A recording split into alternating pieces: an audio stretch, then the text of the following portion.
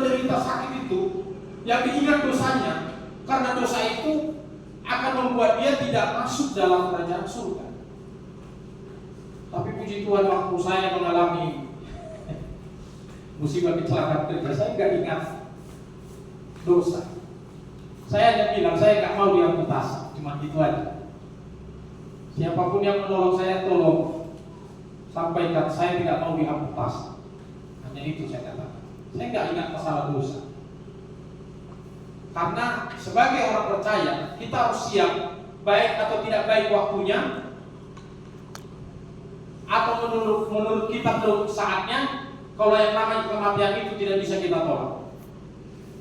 Kemanapun kita, dimanapun kita berada, kalau yang namanya kematian itu tetap akan menemui kita. Kita ini boleh dikatakan menunggu giliran masing-masing. Semua orang berdosa akan mengalami kematian. Sebab surat Rasul Paulus kepada jemaat di Roma itu sudah menjelaskan upah dosa adalah maut. Di dalam mulai dari kejadian dosa pun Tuhan sudah mengatakan, sekali-kali jangan engkau memakannya. Itu sudah dipesankan kepada Adam. Karena apabila kau memakannya, engkau akan mati. Jadi kalau manusia pasti akan mengalami kematian. Jadi kalau Yesus tidak mati, seperti yang dikatakan saudara sesepuh kita bahwa Yesus itu tidak disalib. Kalau Yesus tidak mati, dia tidak menggenapkan rancangan Allah pada dunia ini, pada manusia yang sudah berdosa. Walaupun sesungguhnya ketika Tuhan menciptakan manusia, Tuhan tidak menciptakan manusia untuk dicabut nyawanya. Tuhan mau manusia itu hidup kekal, katakan apa? Tapi karena dosa itu manusia harus mati. Tapi Yesus juga harus mati. Kenapa dia harus mati? Supaya orang percaya bahwa di dalam diri Yesus itu ada Allah yang sesungguhnya yang mengasihi kita, katakan amin. Amin. Oleh karena itulah dia mengalahkan kematian itu, katakan amin. Amin.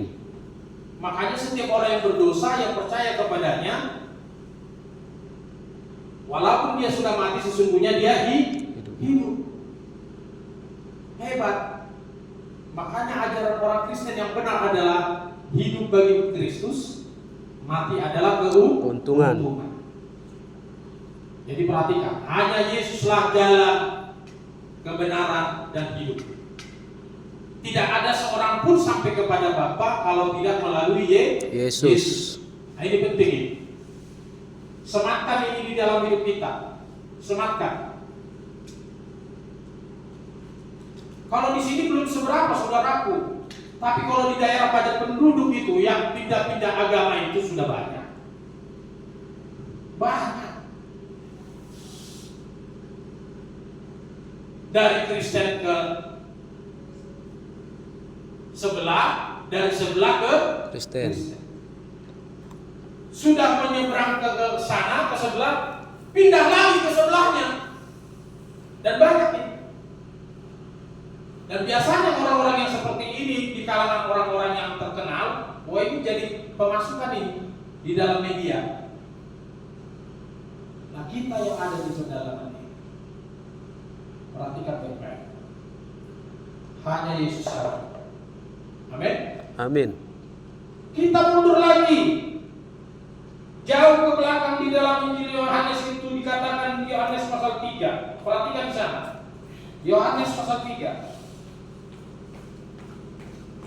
Bahkan ini sering disampaikan ketika Natal tiba. Ayat 16. Iya.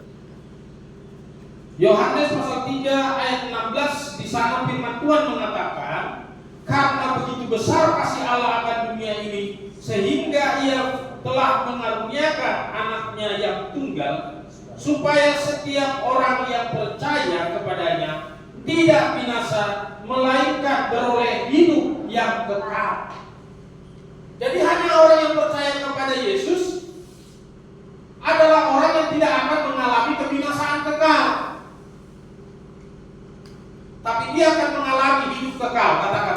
Amin. Di sini dikatakan telah mengaruniakan. Kenapa telah mengaruniakan? Karena sudah tergenapi. Nubuat yang disampaikan para nabi yang merujuk kepada Yesus Kristus sudah digenapi. Begitu Yesus lahir maka bunyinya jadi seperti itu.